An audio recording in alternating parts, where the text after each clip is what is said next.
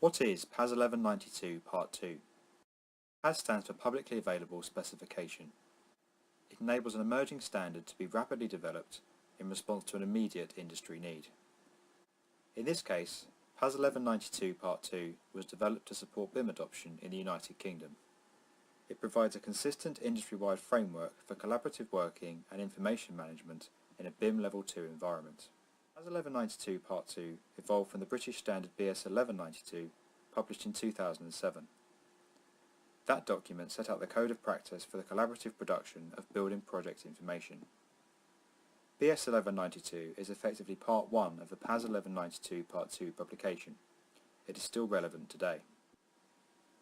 PAS 1192 Part 2 focuses on information that is originated, exchanged or managed in a BIM format. BS 1192 covers all other areas of project information management.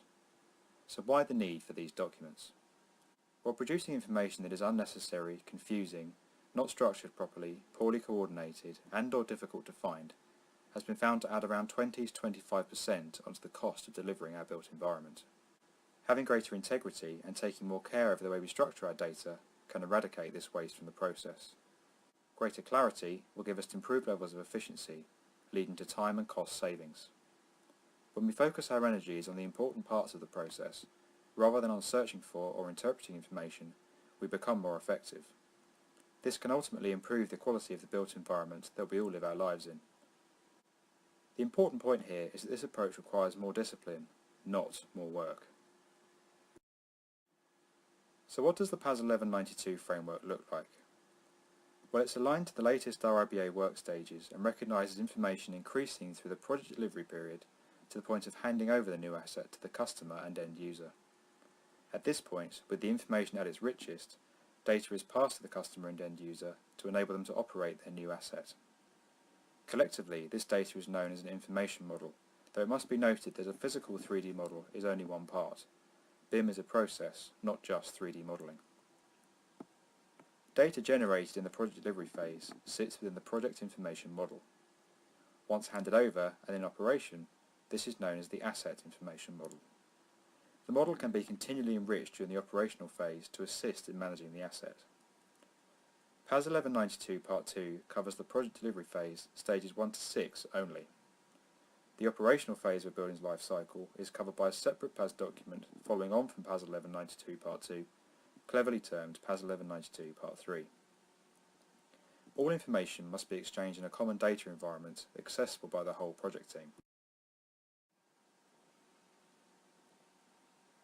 PAS 1192 Part 2 sets out clear protocols for the authoring and sharing of information in a common data environment once it is ready to be published.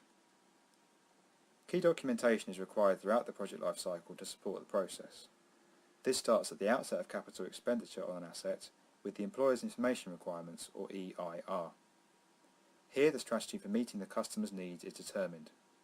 The EIR sets out the information that a customer will require to run their new facility and to make decisions about its development during the project delivery process. With this strategy in place, procurement can occur and the BIM execution plan based on the EIR can be created. The execution plan explains how the information modelling aspects of the project will be carried out and is a key document for all parties. Following the process of contract award, the Master Information Delivery Plan is produced. This sets out the information that is to be prepared, who needs to prepare it, and the protocols and procedures for its production and release. This can only be developed from the BIM execution plan and EIR. It is essential that it is in place prior to the start of the design process. From this firm foundation, the project team can mobilise and commence the project delivery process, building their information model in full alignment with the customer's needs and requirements. At the point of handover, operating expenditure commences and the asset management phase begins. This period is governed by PAS 1192 Part 3, as we discussed earlier. By possessing a data-rich information model, the customer and end user are able to assess the performance of their built asset and wider property estate over time. This allows them to be better informed when renewing their assets and commencing the delivery process again in the future. The cycle is supported by continual information exchange between the project team and key customer decision points throughout. PAS 1192 Part 2 is a key document in managing Level 2 BIM projects. Visit the British Standards website for more information or